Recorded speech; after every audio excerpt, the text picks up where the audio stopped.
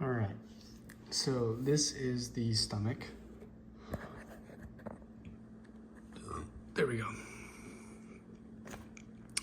The stomach has different parts to it.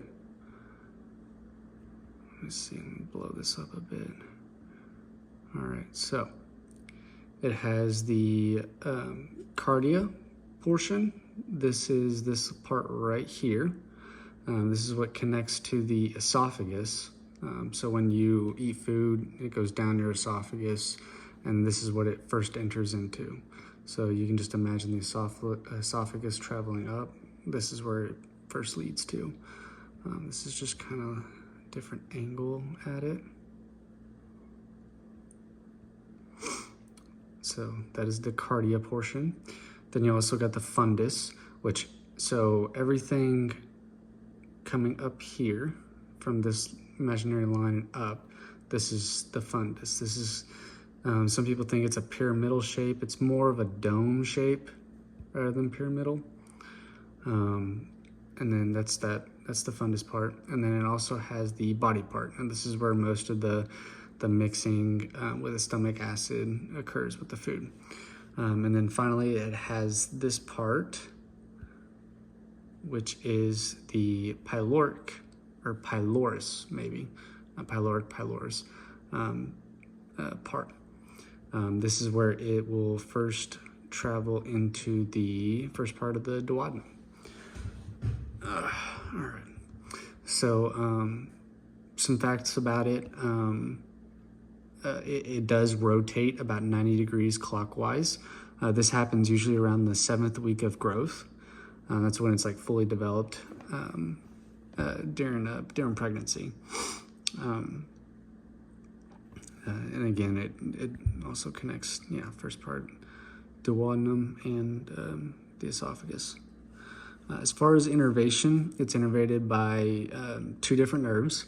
Both have different functions. So your vagus nerve is going to give off parasympathetic information, which will help the stomach relax. And then also the greater splanchnic nerve, that's going to give off your sympathetic.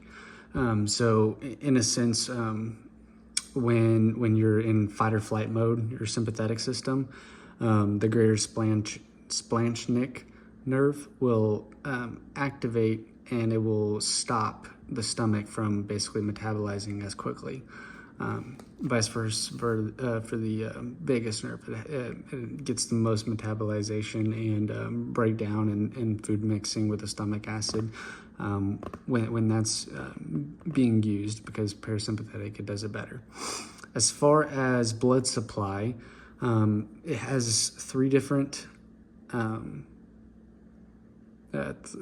blood supplies. There's going to be the left gastric, which is going to occur around the lesser curvature of the stomach.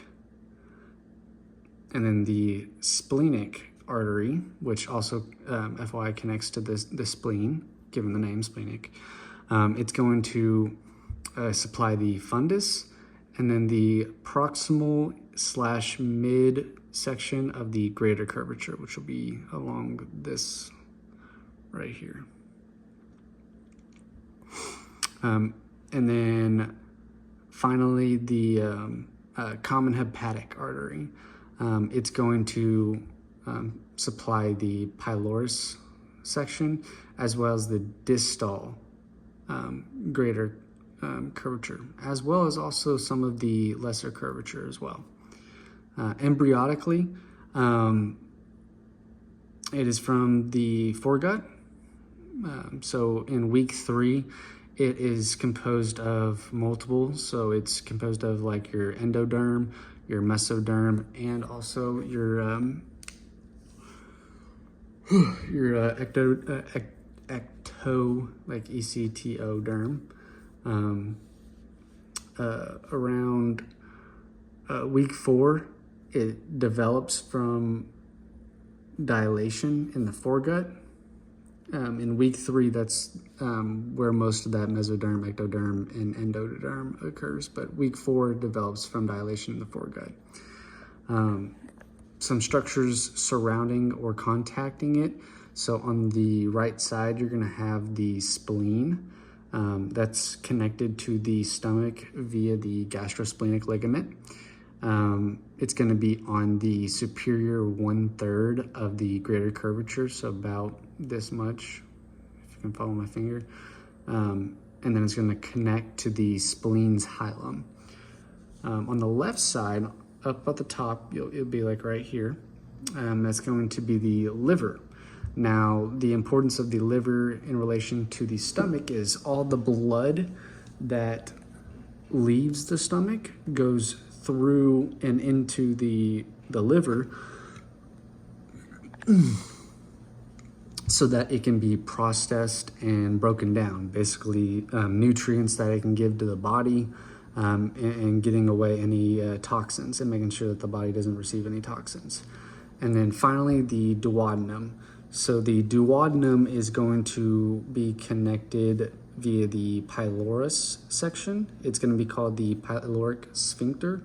What that's going to do is it's going to open up and allow food that is mixed in with stomach acid to travel through into the duodenum so that it can start going through the small intestines. So all in all, this is the stomach.